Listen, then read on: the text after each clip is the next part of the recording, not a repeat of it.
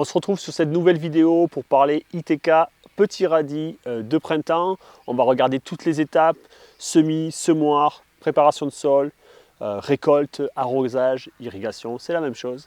On se retrouve de suite avec le semis de printemps.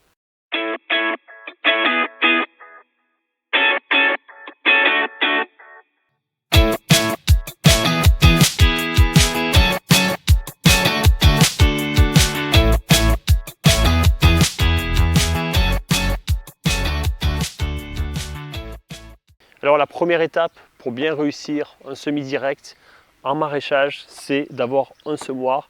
Moi j'utilise le JP1 de chez Terradonis. Il a un autre nom aussi ce semoir, il s'appelle aussi Jang, c'est fabriqué en Corée. C'est un semoir qui est vraiment adapté au maraîchage sur petite surface.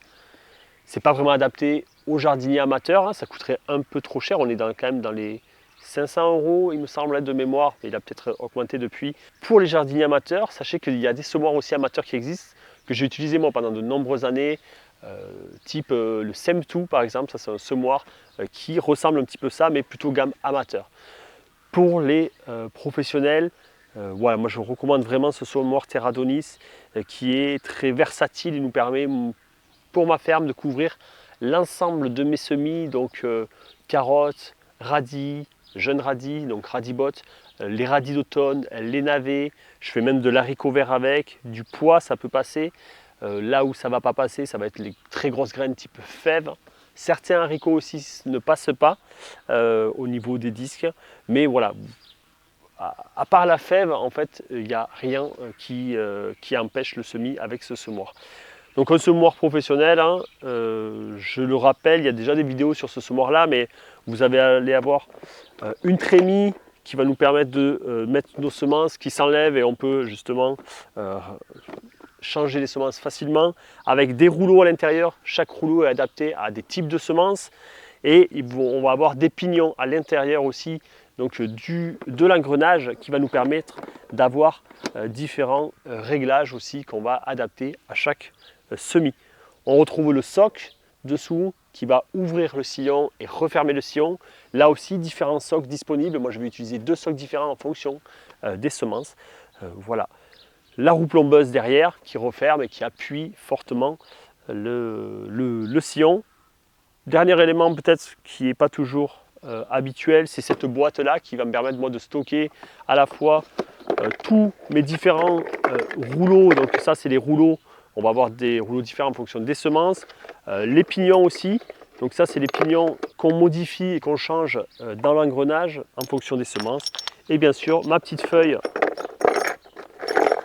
que je garde toujours là avec tous mes réglages pour mes semis. Donc les carottes, le type de semoir, le nombre de rangs, le réglage, quel stock j'utilise, le nombre de semences, etc. Le type de graines. Donc pas mal d'informations pour bien réussir le semis. Alors là, je m'apprête à faire un semis de radis sous serre. Il y a déjà un semis qui a été lancé juste à côté de moi. Alors, les grandes règles, on l'a dit, numéro 1, c'est avoir le bon semoir, les bons réglages.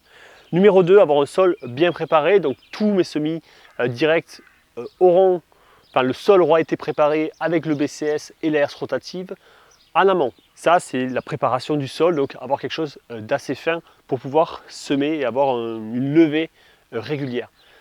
Troisième point, qui n'est pas obligatoire mais qui est fortement conseillé, c'est l'occultation.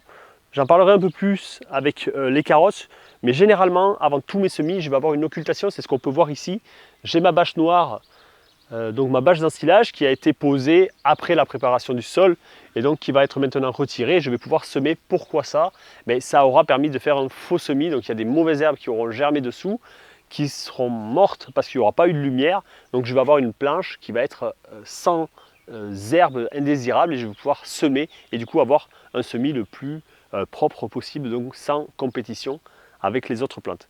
Alors là, la bâche vient d'être enlevée. Comme on peut le voir, il n'y a plus une herbe, hein. Le sol est quand même bien préparé.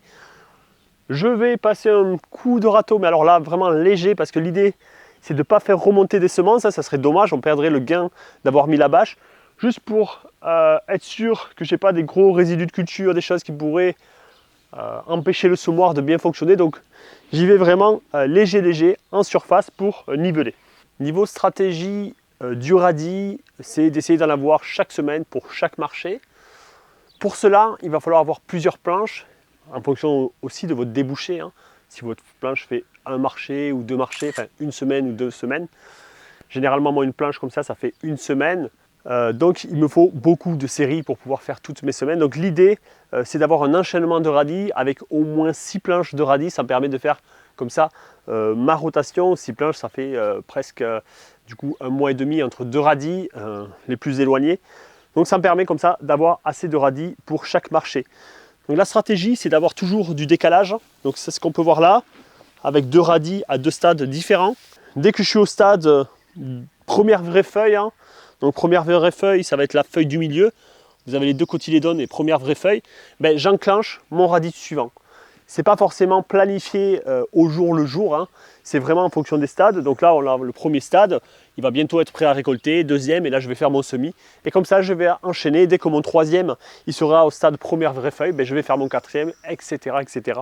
Pour avoir comme ça quelque chose qui est très étalé dans le temps. Si vous mettez des dates, c'est tout à fait possible, mais en fonction de la météo, ça va quand même bouger au niveau du radis. Donc des fois, d'avoir ce regard sur le stade du radis, ça peut être aussi intéressant pour avoir la régularité. Pour la réussite du radis, il y a aussi une chose qui est importante, c'est la densité, c'est d'avoir une bonne densité. Si vous avez trop de graines au mètre carré, ben, vous allez avoir vraiment des radis avec beaucoup de petits calibres, et donc là, pendant les récoltes, ça va être très pénible, vous devez aller en enlever énormément. Parce que lorsqu'on fait les récoltes, hein, pour être efficace, on ne va pas récolter les gros radis et laisser les petits grossir, ça ne marche pas comme ça.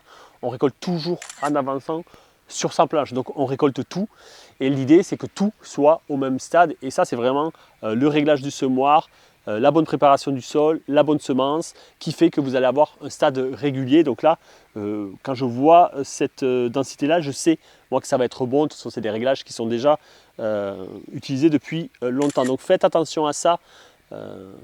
C'est vraiment important d'arriver à avoir le même stade pour chaque radis, sinon ça devient très chronophage au niveau de la récolte, et du coup, toute la rentabilité qu'il y avait dans le radis se perd à cause d'une récolte trop lente. Mon semoir est prêt, j'ai mes semences qui sont dedans, je vais faire mon semis. Donc là je vais faire 6 allers-retours sur la planche, ça me permet de couvrir entièrement ma planche, je ne vais même pas tracer les rangs, hein. Je sais que c'est un côte à côte, et avec mon soc éclateur, je sais que 6 fois, ben, ça va me faire la totalité de la planche et recouvrir comme ça ma planche de façon uniforme en radis. Donc c'est parti pour le semis.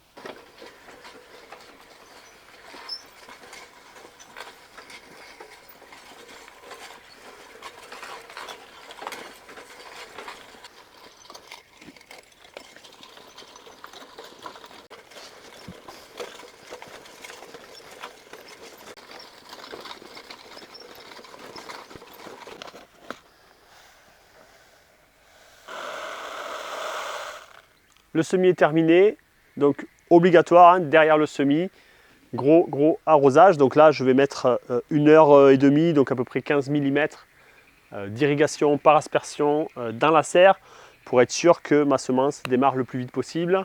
Je repose mon filet aussi par-dessus pour protéger principalement de l'altise, bien qu'il n'y en ait pas trop à cette saison.